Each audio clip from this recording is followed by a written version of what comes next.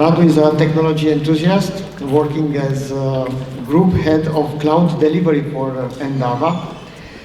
Most of his time is spent working with the cloud, so is with his head in the cloud, helping companies to innovate and finding solutions to their business problems. In his spare time, as most of you know already, he drives an IT community, and he is also a Microsoft Azure MVP. His talk today is about Reinvent the IT with Azure. Please welcome Radu Vunvulea.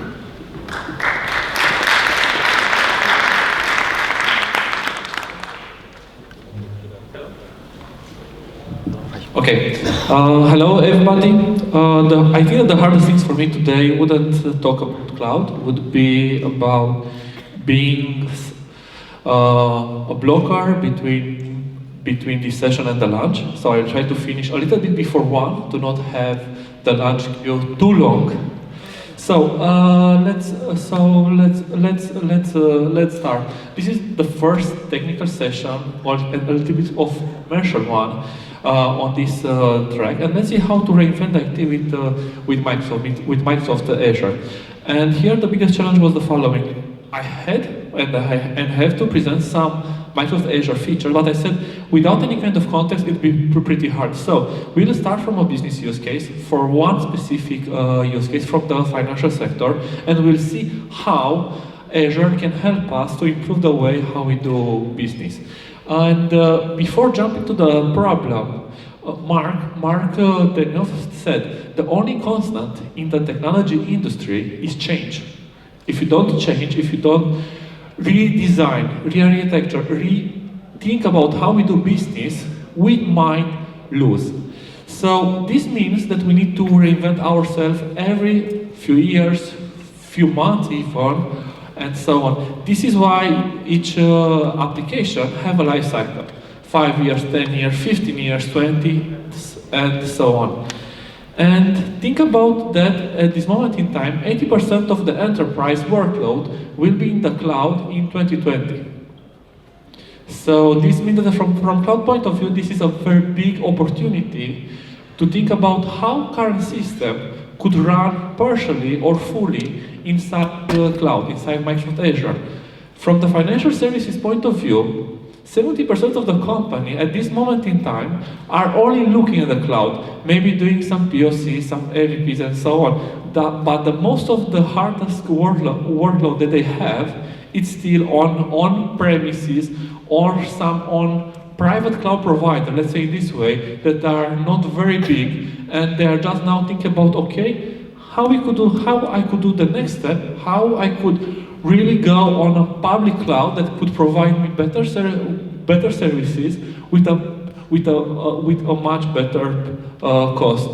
And the third thing is that 90% of the experts say that inside the banking sector, the revolutions, it's only starting. And the best example here that I think that most of us we are using or we heard about, for example, it's Revolut. How many of you are using Revolut? Almost all of you. Okay. How many of you heard about Curve? This is something similar with Revolut. It's talking about having a physical card and you can exchange the real card that you have behind the scenes. So you can have 3, 5, or 10 cards associated with one physical credit card, and from the app you just switching what card you want to use when you are doing a payment, or when you want, or after you've done the payment, because you have 24 hours at least to switch the credit card that you use for those specific payments. So let's have a mission. Let's have a mission for the next 20 minutes. Let's see how we can reinvent a very boring payment gateway with Microsoft Azure. I don't know how many of you knows a little bit about what a payment gateway means, so I will do a small introduction. I think that almost all of us, we've done in the past, or we are doing even at this moment in time, or during the Black Friday that is very, very close, some online payment.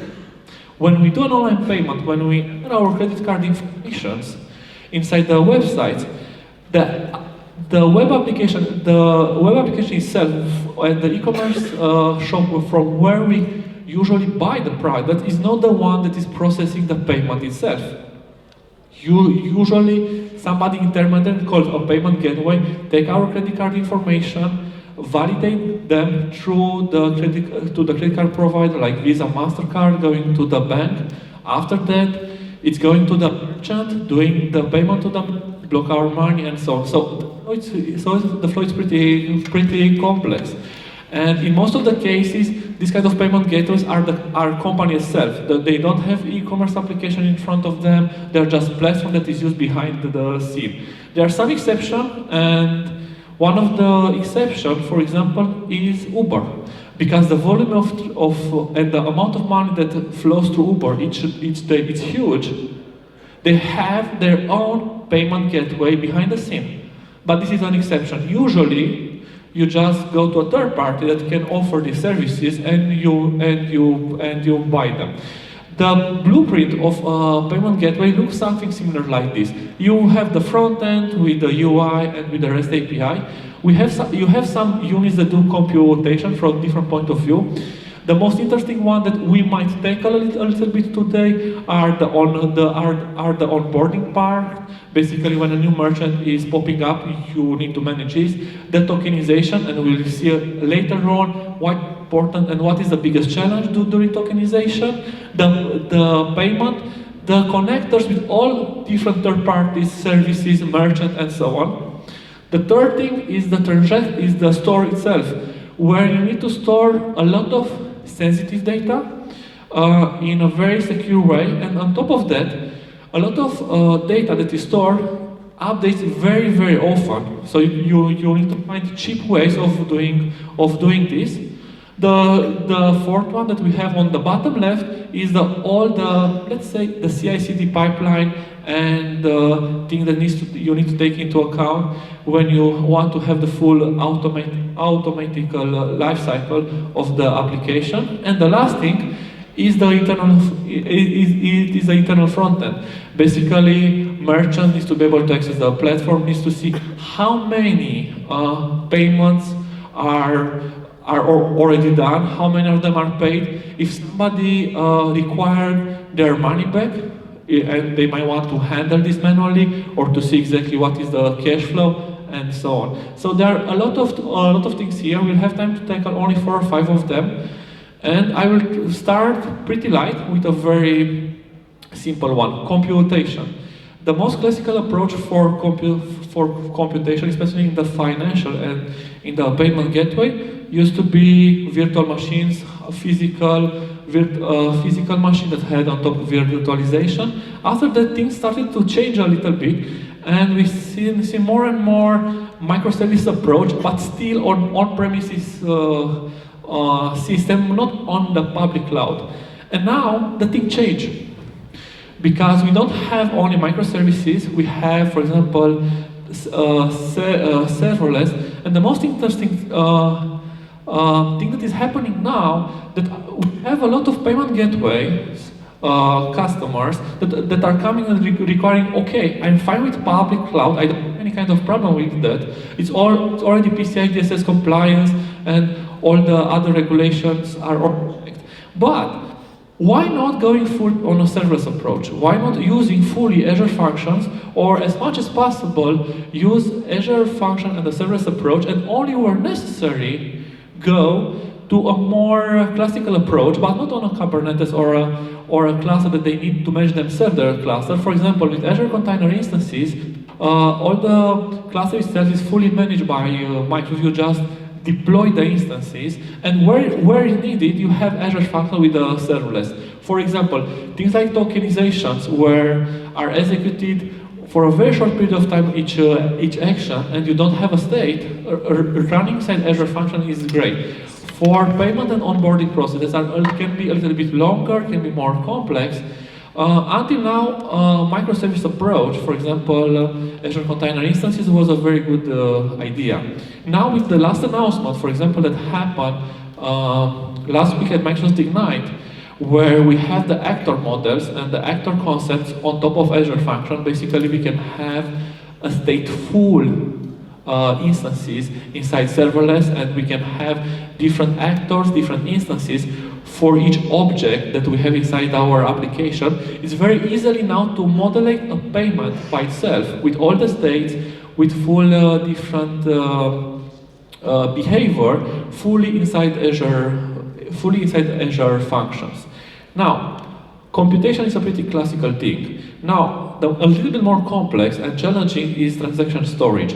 And why? Because in the moment when we are talking about transaction storage, the initial flow, when you think about it, is pretty simple. You have a user that is buying something, you have the e-commerce application, after that you have the payment gateway, and inside the payment gateway somewhere, you need to store the transaction themselves.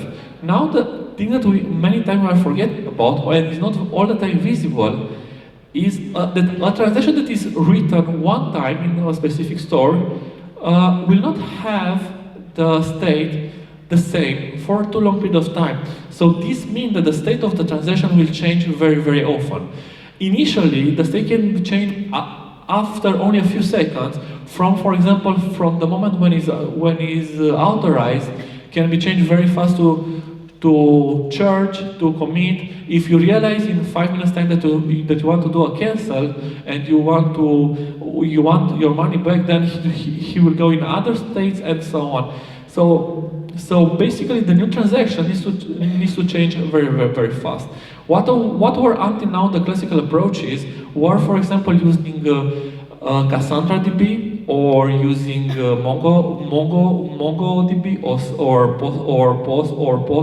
Postgres that were very, very good. Now the nice thing with them is that for most of them we have Azure SQL that is now offering a fully API compatible, for example, with MariaDB, with PostgreSDB, and so on. And the most interesting thing is that the following: the biggest problem here was not that this kind of database were not being able to manage the load. It is because of the high load, the cost of managing, the cost of being able to provide a storage that is reliable. It's easy scalable, and when I say scalable, nothing that will scale over the night, but at least to be able to scale from 100 transactions per second to 10,000 transactions per second in an acceptable time without having to do too much operation and to do too much things before these things happen, can be sometimes a little bit more complex. A good option here that we have now, except Azure SQL with Postgres compatibility, MongoDB, and so on, it's Azure Cosmos DB. And why? Because it has 4 characteristics that are important for our use case. The first one is multi-write. If you have a payment gateway that is deployed cross locations, you can have each unit that is deployed, for example, one in Europe, one in US, one in Asia. Each of these deployment units have the ability to accept writes operation, but behind the scene to be able to have automatic replication of your data all across your replicas that are in Europe, in Asia, and in the US. The second thing is something unique for NoSQL solution offers managed services is the throughput SLA. You have a very clear SLA that specify what is the throughput that you have, and all the time the throughput will be the same. So you have the guarantee that if you scale to 10 units, let's say, you will have the same throughput that you expect multiplying 1 with 10. You will not have lower throughput because you scale 2 up and things like that. The third thing, it's fully managed by Azure, so you don't need to do any kind of management operation behind the scene. And the fourth thing is the consistency guaranteed. We have 5 different types of consistency, and all of them are guaranteed. This means, for example, if you have a very strong consistency, once you have the confirmation of a write operation, you want to have the content replicated in all your regions. When you have this confirmation, let's say the 200 OK that the write operation was done with success, you know that behind the scene the operation was replicated in all your locations. The third thing is risk calculators, basically the scoring. And now, why first of all the scoring is important? Because when you do a payment, the payment gateway decide if the payment is acceptable, if there are no any kind of thing that happened behind the scene. For example, you might have some credit card limitations. For example, a maximum amount of money that can be used for online payment per day. You can configure by yourself, maybe the bank has, maybe the type of the card that you have, for example, can be 1,000, 10,000 euros and so on. The second thing would be, even for the merchants, there are some limitations. Depending on the size of the merchant, not all the payment gateway will accept. For example, if you are a small merchant that has a volume of sales of, let's say, 1,000 euros per day, and if you have a peak with 1 million transactions per day, the payment gateway might not allow these kind of things because it's a high risk for them that some fraud happening behind the scene.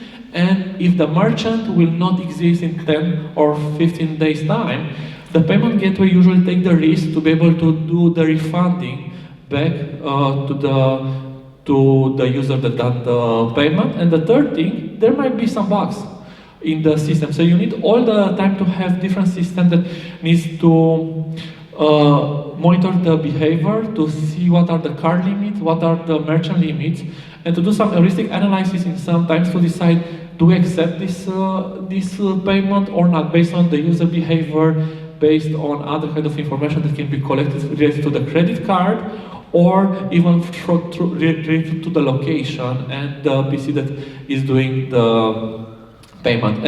And for all of them, basically behind the scene, you are doing a scoring, transaction scoring. Now, the services that can be used with success, the first one is Azure Machine Learning, that allows you to run and to train any kind of personal solution that you might have without having to manage the machine learning cluster by yourself. You don't need to deploy it. You don't need to scale it. You don't think about, okay, what kind of system, what kind of software I need to install on it. The second thing is Azure Functions, and why? Because in comparison with other kind of operation, when you do a scoring, it's only one-time hit. It usually takes a few seconds, one or 2 seconds, and basically it's doing a scoring to going to different resources, and based on this to collect and to provide a score to the payment gateway that can decide if I accept this payment or not. For example, the Azure Machine Learning can analyze based on how it was trained, what was the behavior, some heuristical analysis behind the scene. The Azure function, because you have hard coding, you can analyze the card limit and the merchant limit. In very common situations, the behavior, the heuristic analysis and so on is not available inside the company that is also developing the platform gateway. So they might buy some other tools and solution from third parties that can run, for example, inside Azure Container Instances, like Docker containers when it's possible. For ML, you have Python, you have TensorFlows and other kinds of paths. For Azure Function, why we have Java? Because one of the most common language that is used in the financial, especially in the payment gateway, is the Java. And not all the time you can run the things that you buy from third parties inside some Docker containers. There might be some limitations, and because of the things, you could very easily fall back to classical approaches like some virtual machines or some external API calls to the service that is doing this kind of calculations. Let's go to the fourth thing, the tokenization. And why tokenization is important is because it's blocking the platform or any other third parties to see the real credit card information. The regulations that are on the market doesn't allow, for example, a payment gateway or any other platform to take your credit card information and after that to start to store them, to share them between different components, different systems, and so on. So the market is highly regulated here. Except PCI DSS compliance, also you have other things that you need to take into consideration. So in the moment when you do a payment, the credit card information go to the tokenization system that basically create a token for your credit card information and for the payment that you want to do, and might or might not store the credit card information for a specific period of time in a storage. Now, for how long? Depends. Can be 1 hour, can be 12 hours, can be 6 hours. Depends on a lot of factors. And after that, on the UI or on the backend, the API receives back a token that after that is used later on when you want to do the payment. So basically, behind the scene, the payment gateway as a platform start to use the token and will use only the credit card information if, for example, they need to provide to the bank and so on. But the merchant itself will never receive this kind of information. The merchant will see some transaction ID, the amount of money that he received or he will receive, but in clear he will not be able to see the information. And the biggest problem is with the storage, where security is very, very important. You need to offer a secure way where you store the credit card information. Usually on-premise systems, you might have custom solutions that are based on hardware encryptions or any other solution. On Microsoft Azure, we have 2 big locations where we can store this information in a safe way. The first one is Azure Key Vault. That is basically a vault fully managed by Azure, and the nice thing is it is very well integrated with all the services. So if you want to consume it from Azure Functions or from a web app, anything like that, it's very easily to fetch the data without having to write too much code and customization. The second thing is FIPS 142 level 2 certified. What does this mean? Except that he's doing the cryptographic part, it's offering tamper evidence. So this means that if somebody has access unauthorized to the system or authorized, you'll have a full audit where you can see exactly what happened, and also nobody's able to remove this evidence. So basically, the audit data cannot be removed by anybody else, even by Microsoft. For a specific time period, this evidence will remain on the system. There are some situations where this might not be enough initially, and why? Because you might think, okay, you have a vault that is managed by Microsoft or by a third party. I want to manage the vault by myself, as I would do on-premise system. And for this, we have a dedicated HSM. And what does this mean? From the portal, when we start to spin up a dedicated HSM, basically we spin up a physical HSM inside an Azure region. We have a SafeNet Luna network HSM 7 that is spin up locally, and only us, we have access let's say physically, but means through different APIs to be able to manage it, to do the configuration, and only us, we have access to it. It is level 3 certified, and what does this mean? It's pretty interesting. Is the first thing is from the operational point, we have identity-based authentication, and only the operators that we want are allowed and have the access keys to the physical hardware. And the second thing is the tamper detection and responses, because on level 3 you have the full ability to detect if somebody wants to tries unauthorized to access the content, and in some situations the vault itself can automatically destroy it. Basically, this means that we will not allow access anymore to any vault that are kept there. And the interesting part, even if dedicated HSM sounds very good, we were surprised about 2 things. One, that the key vault is more than acceptable. So a vault managed by Microsoft Azure is more acceptable for a payment gateway, especially from the financial point of view. Companies that don't have any kind of problem with this. Now, from the deployment and automation point of view, they're not too exotic requirement, but there are some special requirements that can create and can generate a lot of complexity. And the one that I want to emphasize here is the number of environments. And in some situations, we have this kind of classical requirement for the environments. They want to have development, testing, the pod, let's say the location where they want to play around with it.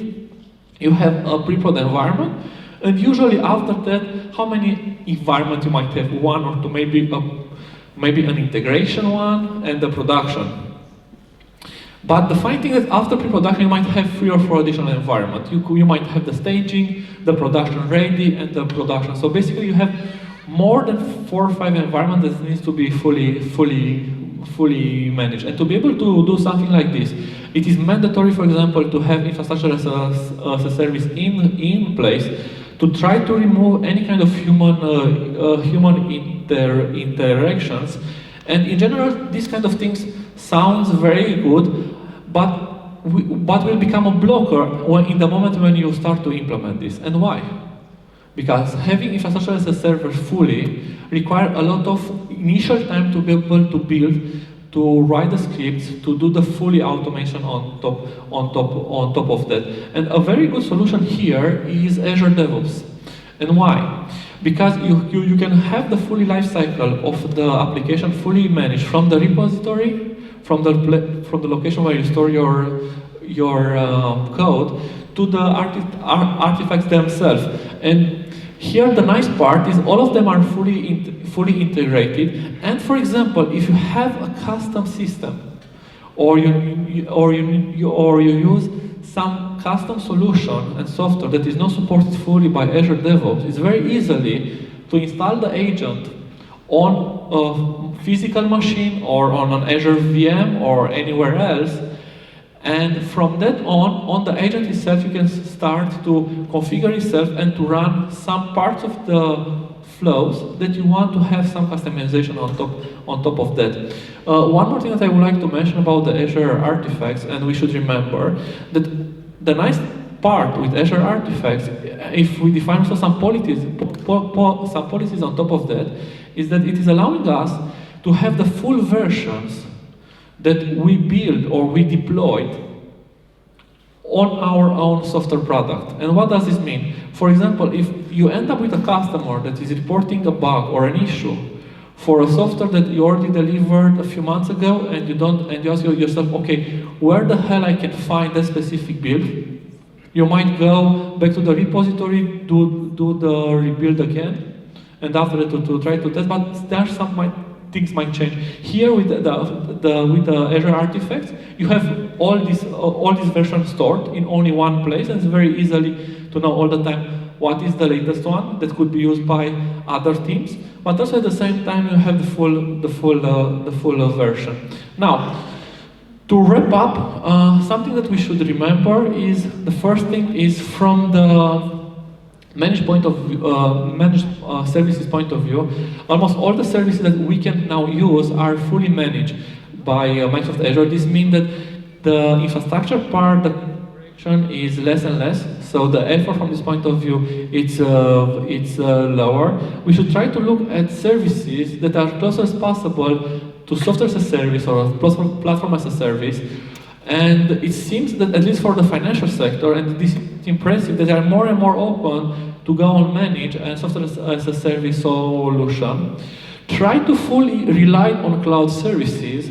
And yes, this is another topic, but the idea is if you start to use a cloud provider, for example, Microsoft Azure, if you fully go inside it and start to use all the services that they provide, the time that you can win or to do the less development, less operation, less configuration, and to have a better price and a better quality attributes is much higher than going to a solution that can run seamless on any cloud provider. Because even if you would say, okay, I use microservices, I can deploy it on Kubernetes inside Azure, still, if you want to move it to AWS or to GCP, you still have other services that you need to manage. The virtual networks, firewalls, and so on that are usually specific to the cloud provider. And from the regulatory and compliancy, you might, if you take a look on Azure compliance page, you might be impressed about how many certification and compliance they have from the government, military, financial sector, healthcare, and so on. So try to remember that the only constant in the technology industry is change, and if a software is changing in time, this is a good thing, because this means that it is evolving and remains relevant in the future. Thank you, and enjoy the lunch. Thank you, Robert. Thank you so much.